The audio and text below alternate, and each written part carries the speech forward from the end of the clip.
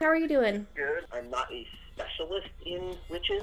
I know more than an average person because I have to teach that stuff, so I could hopefully be of use to you. Welcome. This podcast is for mature audiences only. Listener discretion is advised. Do not attempt to reenact anything you hear from this podcast. You're listening to Monty's Mysteries. We bring you true stories and experiences told by myself, Monty, and my guest host. From everything paranormal to legends and strange historical events, we share all things creepy. Turn out the lights, light a candle, and be transcended into the mysteries of Monty.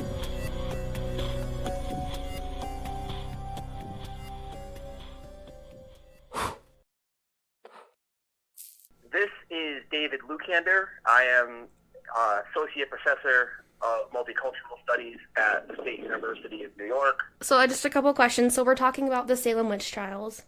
And so my brother Brian, he said he grew up with you in Massachusetts. Yeah, Brian and I met in Massachusetts, which is of particular interest for people who study witches, of course. What was it like growing up in a state with such infamous history?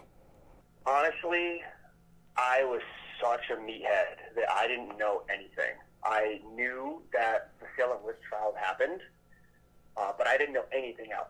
I mean, I was from the Springfield area, and I never even knew that the great abolitionist John Brown lived there and ran the Underground Railroad right through my hometown. So there was, no historical consciousness at all. That's obviously not everybody's experience. A lot of people do go as school field trips to Salem, where the town is sort of all things witches. But even there, it's seen as almost like, I don't want to say Disney-fied, but it's seen as this thing that happened. Not people don't approach it with the reverence that they would, a Holocaust site or something like that. Yeah, that makes sense. How was witchcraft viewed in the 16th century? Witchcraft in the 16th century was viewed in America and in Europe, going into the 17 and 1800s too. Charging someone as a witch was usually a way that people who were members of dominant groups in power would attack people who were from subordinate groups who they saw as threatening. So in most of the cases where someone is alleged or assailed to be a witch, it's usually about much more political issues and cultural issues than religious ones. Hmm. So what started the witch trials?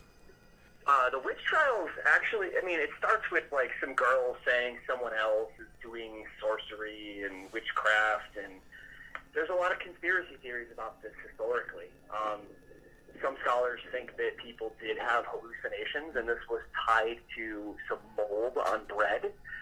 Other scholars have looked at genealogical and property records, and they actually think that the Salem witch trials was basically a land grab, where people who were in power wanted the land that other people were on, and they just orchestrated this whole thing to smear people. Calling someone a witch back then, it would be like calling someone a communist in America in the 1950s.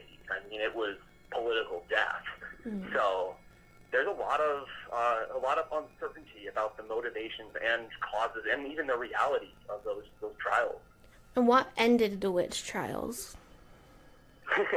That's an easy one, right? People got killed. Mm-hmm. I think it was something like 150 people were sentenced. A couple dozen people were executed. One guy got crushed to death. So the trials ended when everybody who they could have put the fall on took the fall. Basically answered all my questions. Thank you so much. I really appreciate it. I'm a 20th century historian, so I'm much more versed in the kind of cultural legacy of the witch trials. Mm-hmm.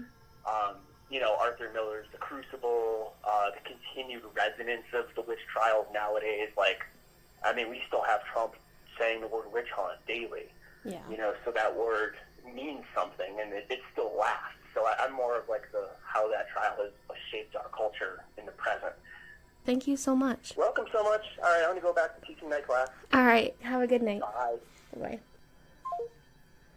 That was fucking cool. That was really cool.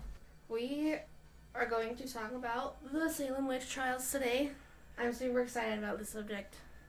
I haven't really done any research into it since high school or something when we had to read The Crucible. Mm-hmm. So this should be interesting. Yes, for sure. Salem witch trials. This happened in colonial Massachusetts between February 1692 and May 1693. Where it all began. In February of 1692, two young girls, Betty, age 9, and her cousin Abigail, age 11, began having uncontrollable fits. These fits included uttering strange sounds, screaming, throwing things, and contorting their bodies into strange positions. So basically it looked like they were being possessed. Yeah, wow, okay. Yes. And so these girls claimed they had been pinched and pricked with pins, but doctors couldn't find any evidence of these claims. It wasn't long until other girls in the village started possessing similar behaviors. One of the first accused of causing these afflictions to these girls was Sarah Good. Sarah was a homeless beggar, and at her trial she was accused of rejecting Puritan ideals of self-control and discipline when she chose to torment and, quote, scorn children instead of leading them towards the path of salvation, unquote. Sarah Osborne was another of the first accused. She rarely attended their church meetings, very frowned upon, and was accused because she had a son from a previous marriage and was living with her new husband before they got married. Scandalous. Oh, man. Well, back then that really was, Yeah. scandalous. That was a big no-no. Yeah. And the town thought that Sarah was trying to control her son's inheritance from her previous marriage to benefit herself. And they did not like that. And then Tituba was a slave from South America. She was accused of telling enchanted stories to the girls about playing with the minds of men, trying to get them to fall for you, and sexual encounters with demons, which stimulated the imagination of the girls. All three of the accused women were social outcasts and were left to fend for themselves when it came to trial. They were interrogated for multiple days and then sent to jail. In March, there were more accusations made. Martha Corey, a devout member of their church, was accused because of her skepticism about the credibility of the afflicted girls' accusations. So she didn't think that these girls were telling the truth about who they were accusing. And let me guess, the girls didn't like that. Yes. So Dorothy Good was another one, daughter of Sarah Good, one of the first accused. She was only 4 years old when she was accused of witchcraft. What the hell? Yeah. Rebecca Nurse, another loyal member of their church, was accused. And lastly, Rachel Clinton was arrested in nearby Ipswich for witchcraft charges unrelated to the girls in Salem. Rebecca Nurse's sister Sarah Cloyce and Elizabeth Proctor were arrested that following April. During a meeting in Salem, objections by Elizabeth's husband, John Proctor, led to his arrest that day. So when he was upset that his wife was getting accused, he got arrested as being a witch. Yeah, seems legit. Yeah, totally. Within that week, Giles Corey, Martha's husband, Abigail Hobbs, her stepmother Deliverance, Bridget Bishop, and Mary Warren, a servant to the Proctor family, were arrested for witchcraft. In May, more accusations of witchcraft began to flood in. Until this point, all proceedings were investigative, but on May 27th, William Phipps ordered surrounding counties to prosecute the cases of those in jail. William Phipps was the governor of Salem, and he ordered the surrounding counties to prosecute the cases of those in jail. Warrants were issued for 36 more people, and on May 10th, 1692, one of the first three accused, Sarah Osborne, died in jail. By the end of May, the total number of people in custody was 62. That's a lot for a small town. Yes. And I don't know if you've seen the pictures or the videos of the jail, but it's not that big. It's not like a huge... Oh, no, they were terrible back then. Yeah. It's basically a dungeon. Exactly. Like, people were in such horrible conditions. They, slept on the floor. There were bugs everywhere. They would get sick, and it was bad. And I'm guessing they weren't fed that well either. Oh, I'm sure they weren't. I was watching a paranormal episode of, I think, Ghost Hunters or somebody.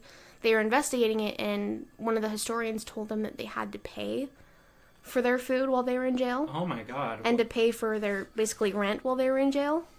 So unlike today, when everything is paid for when you're in jail, they had to pay for it while they were in jail. That's crazy. Yeah. Like, there was no rights for anyone back then. No, not at all. Because this was before America was even, founded. Exactly. And then on June 2nd, the court assembled. Bridget Bishop's case was the first brought to the grand jury.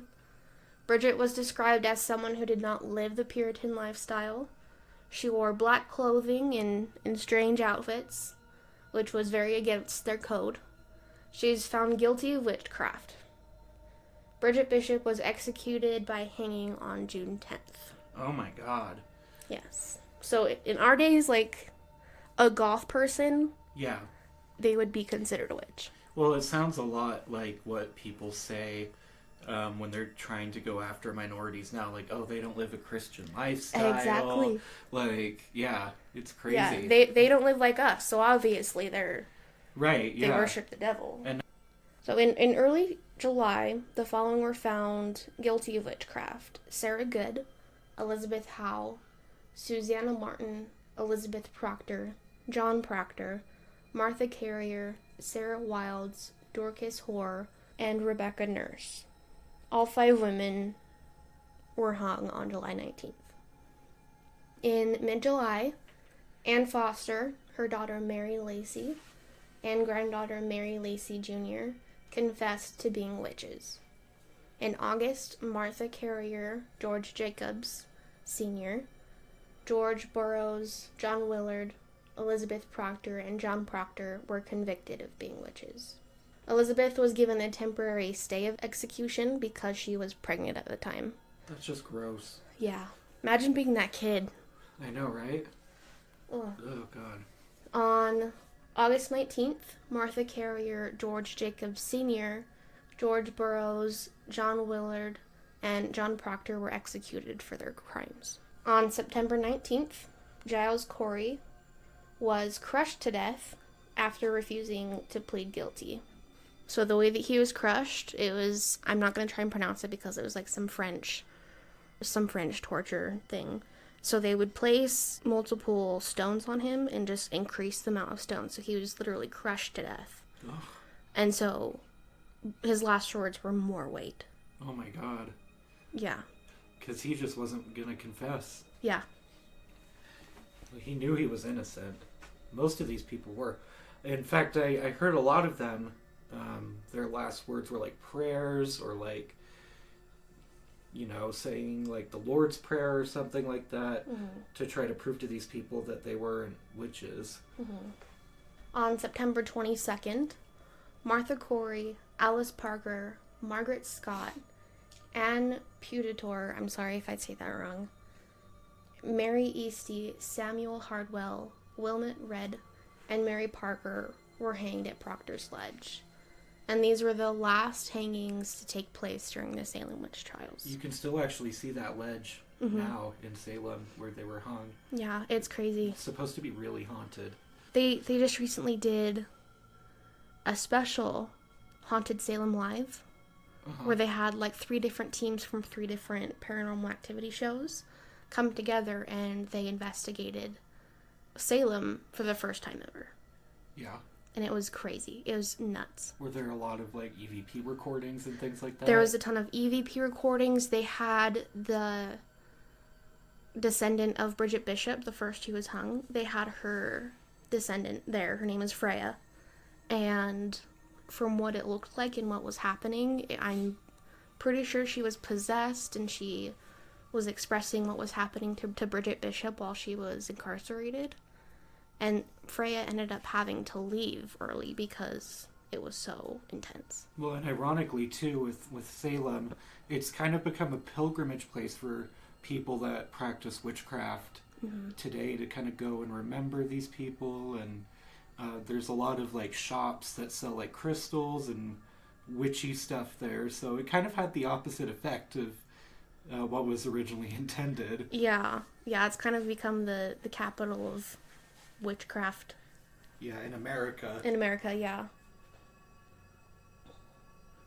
On October 8th, a Boston merchant named Thomas Brattle wrote a letter to an English clergyman in which he criticized the Salem witch trials and its use of spectral evidence. And that letter became very well known in the colony. So everybody heard him talking crap and saying this is horrible what they're doing, just using this so-called spectral evidence to send these people to their death. Well, yeah, because the evidence was like, oh, I saw them, like, in spectral form, or I saw them in a dream, or something like that. Or this person, like that one girl who, she dressed dark and wore weird costumes. Like, come on. Yeah, like if that makes a witch, then I'm a witch, Yeah, same. It's crazy. So, on October 12th, just a few days later, Governor Phipps banned any new publications about the trial and to put an end to any new witchcraft cases in Salem. In early November, 3 more women from, I don't know if I'm saying this correctly, Gloucester, were accused and arrested for witchcraft. And Sarah Hale, wife of Reverend Hale, was named a witch but never formally arrested or charged with witchcraft. The next month, in December, a law was passed allowing some witches alternative punishment to death if their witchcraft-related crimes were less serious. What, like torture? Yeah, so like ones that were accused of torturing girls and stuff like that. Like, I'm sure they, don't quote me on this, I'm sorry if I'm wrong, but, they would be more inclined to put them to death rather than girls who dress weird or don't go to church every Sunday and like that. Yeah, but it would still probably be a barbaric punishment. Oh yeah, I'm sure it would. In February, Governor Phipps wrote a letter to the Earl of Nottingham explaining why he put a stop to the witch trials and how the spectral evidence was not enough to send someone to their death and prove they're a witch. And that following April, the Queen Mary replied with a royal letter written by the Earl of Nottingham to stop all witchcraft trials. After that, the accused witches were pardoned. Damn, the Queen had to step in? Yeah, the Queen had to step in. Oh my god. Yeah. Before... And at this time, Massachusetts was like a backwater. Like, that was just this tiny little speck on the British Empire's map. Yeah. And, like, to think that the Queen had to step in for something. Right, and be like, no. Like, that must be a huge deal. Like, it was a huge deal. Right. People were dying for morally no reason. Yeah. A few years after, a letter to Increase Mather, Reverend Michael Wigglesworth of Malden, stated that he fears God had placed a curse on New England for, quote, "What was done in the time of the witchcraft, I fear that innocent blood hath been shed, and that many have had their hands defiled herewith," unquote. And he called for a public acknowledgement of what they did wrong and wanted a full day of humiliation and restitution for the victims of their families, which I say is... That's a good thing. Yeah. Like, you basically just used your power to pick on the lowest class of people in your society and use this excuse that they were witches to get them out of your way. Yeah. And so then they set a whole day for prayers and reverence and fasting after that. And Anne Putnam, one of the original 3 girls who was accusing people of witchcraft, she publicly apologized for her role in the trials, and so she knew that she made it up. Messed up. So this was Anne Putnam's apology. I desired to be humbled before God for that sad and humbling providence that befell my father's family in the year of 1692, that I, then being in my childhood, should by such a providence of God be made an instrument for the accusing of several persons of a grievous crime, whereby their lives were taken away from them, whom now I have just grounds and good reason to believe they were innocent persons, and that it was a great delusion of Satan that deceived me in that sad time, whereby I just fear that I have been instrumental with others, though ignorantly and unwittingly, to bring upon myself and this land the guilt of innocent blood. So she knew that they were innocent. She admitted to everybody she knew they were innocent. She knew that their lives were taken from them, and it was partially her fault. It's just ridiculous that this was even allowed to happen. Mm-hmm. These poor women and men were executed for no reason other than some power grab by the people that ruled over this town. Mm-hmm. Yeah. Finally, the Witchcraft Act of 1735 passed in England, making it a crime for any person to claim that any human being had magical powers or was guilty of practicing witchcraft. Good. Yeah. Like, it's just ridiculous that was even a crime that could be punished. And, it was also used in that time to justify the killing of Native Americans, too. Mm-hmm. Because they would say that their spiritual practices were witchcraft. Yeah. And so it kind of sucks that it took almost 100 years to get that to pass, but still. Mm-hmm. It's a good thing that it did. It's just religious persecution in this country has always been a thing, like using religion to justify oppressing other people. Mm-hmm. And it just, if you notice, it just kind of moves from one group to another, and the justification changes. Like, in this case, they were going after poor women, mostly, who were outcast from society or who were slaves.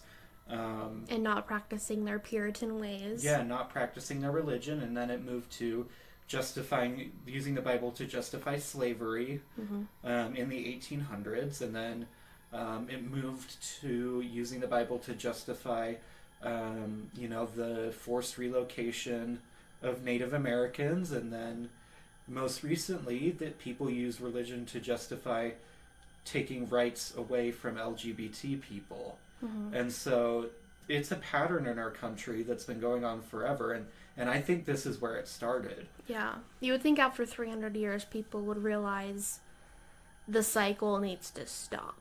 Right. Like, it's just the language changes and the Bible verses that they use to justify things changes, but it's the same thing. They're just trying the same thing on a different group of people. Mm-hmm. So it's just really fascinating to see where this all started.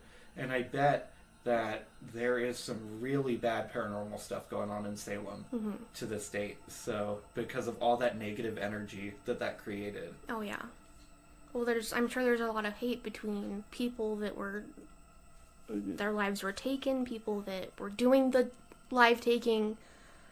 There's just so much hatred, and looking back, it was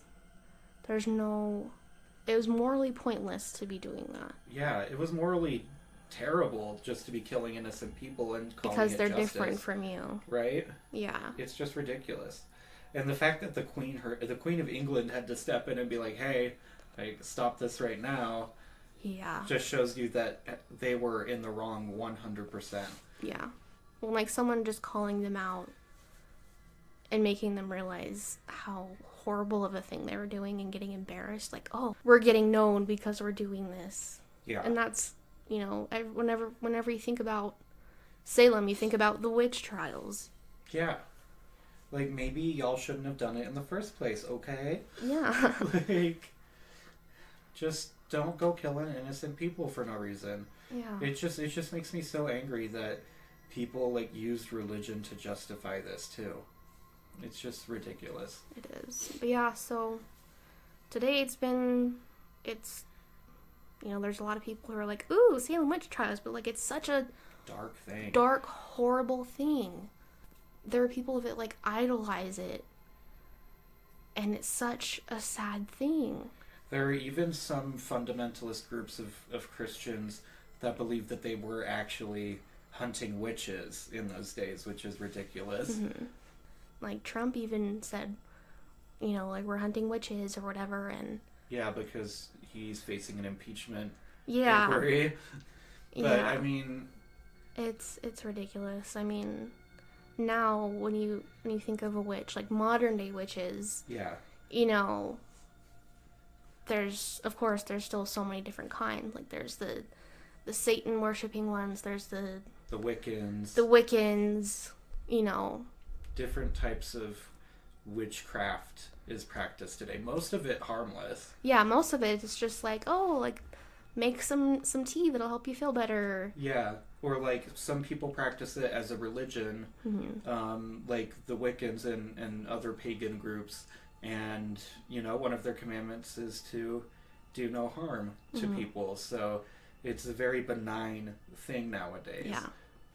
And it's, like, generally accepted. Like, even some parts of witchcraft, like, people that aren't witches necessarily get into, like the crystals and all that stuff. So it's interesting to see. And it's a good thing that, you know, we're not going after these people now because we actually understand, like, freedom of religion. Yeah, well, like, it's not like they're hurting anybody. Right, yeah. And a lot of times they help people. Yeah. I know tons of people who go to witches for help like that. Like, you know, when I first started doing the paranormal stuff, I searched out for someone who can help me with getting rid of the negative spirits and stuff like that. And so there's just so many different perspectives and types of witches that, like, if something like that happened now where, like, all of the witches were rounded up and executed, they'd have to execute millions of people now. Oh yeah.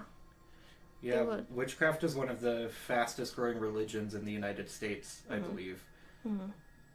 So they would have to take a lot of people to jail. Yeah. Which, by the way, that I don't think that would ever happen today because we have freedom of religion in this country. But just to think about, like, if those people had been born in the wrong era, like, they would have been executed.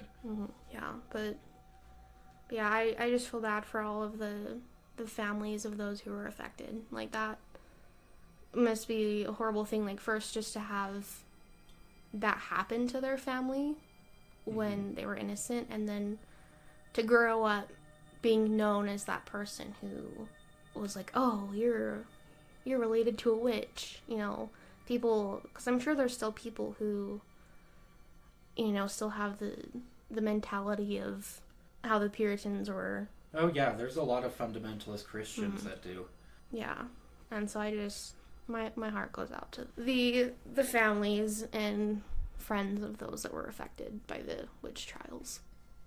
Yeah, it's just, I'm so glad that we live in an era where this kind of stuff doesn't happen in this country. Interestingly enough, though, there are still countries that have active witch trials going on, especially Tanzania, which is in East Africa.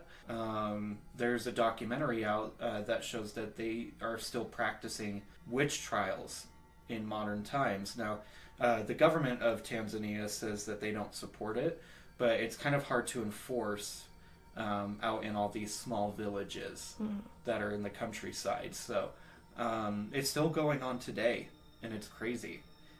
Yeah, that's crazy. I know, I hope nothing like that ever happens again, and I hope that, you know, karma's a bitch, and right? I hope, you know, the people who felt no remorse for what they did, I hope, wherever they are, if they're, you know, if you believe in hell or heaven or even nothing after life, whatever, like, I hope they got what was coming to them. I hope they did too. Yeah.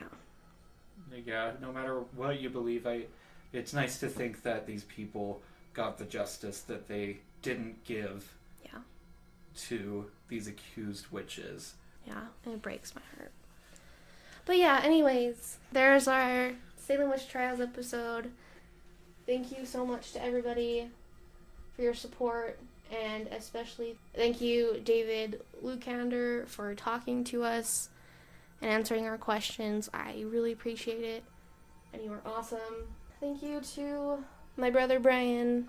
You're probably not even listening to this because you're too cool for podcasts, but thanks for hooking it up. Yeah, we should definitely get him on the podcast to talk more about historical events, because I was thinking maybe we could do an episode sometime on the Satanic Panic, which is like his area of focus, the 20th century. Yeah.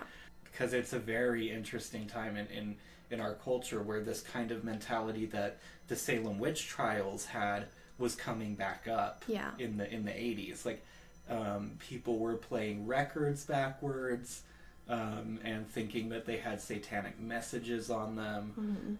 People thought that there were Satanist cults everywhere, and that everything on TV that didn't have to do with church or God had like evil messages in it. So we should definitely do an episode on that. I think that'd be fun. Yeah, I agree. That would be really cool. And then if you do have any other suggestions, I've been getting a lot of suggestions recently, and so I've written those down. We will start working on those, and just send us your suggestions. If you want us to talk about something, let us know, and we will do it for you. So yeah, thank you so much. Give us a like, subscribe, whatever you do. Follow. Leave a review, all that good stuff.